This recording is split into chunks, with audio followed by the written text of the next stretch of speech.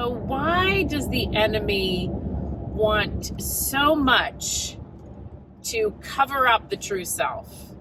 We talked about that we manifest Jesus to people, right? We really do. We manifest the presence of God, the personality, the qualities, all of these things imprinted on us, the way we're wired, the way we're bent, all of this, when that is very intentionally designed, when all of that comes out over the course of our lives, in conversation, in relationships, in the work that we do, this is a good thing. This is actually a redemptive thing. This is part of the big story that God is doing, that my story and who I am and all of the hardships that have shaped me and all of the pieces of me that have over the course of time developed. This is for a larger story. This is his story. And so the true self coming out, the enemy doesn't want it. He doesn't want it. If you are by your nature a generous person, he wants you to become insecure and fearful about finances and greedy, or with your time or whatever. He wants you to become greedy.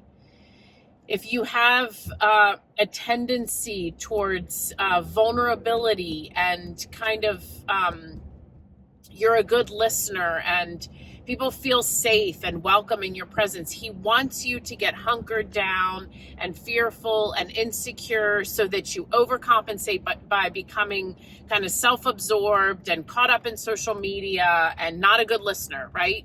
Because a good listener is hard to come by today. So think about it. What are the qualities? What are the qualities about you that are these meaningful qualities? Are you generous? Are you a good listener? Do people say this about you? Are you someone who's deeply creative and you can sort of bring beauty into any situation? Are you analytical and a problem solver and you're able to bring order to something that feels disordered? Problem solving where things feel out of control. These are qualities that are part of our true self, that when we bring them into the world, good things happen. The enemy doesn't want it. He doesn't want it. So he wants us to get sidetracked. And I think one way he does this is to get us so deeply out of touch with ourselves, so utterly removed and disconnected from how we're doing and who we are and where we are getting hijacked, that we are not, when we are off of the true self, when we are starting to veer off of that, he wants us to not notice that.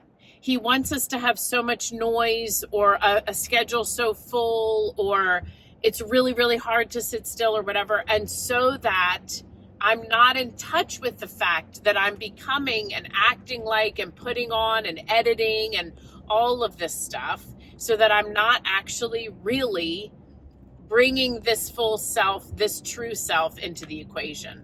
There's all kinds of ways he does it. And so I think the first question is, what is it that has gone into hiding about you? Where have you gone into hiding? What has gotten covered up?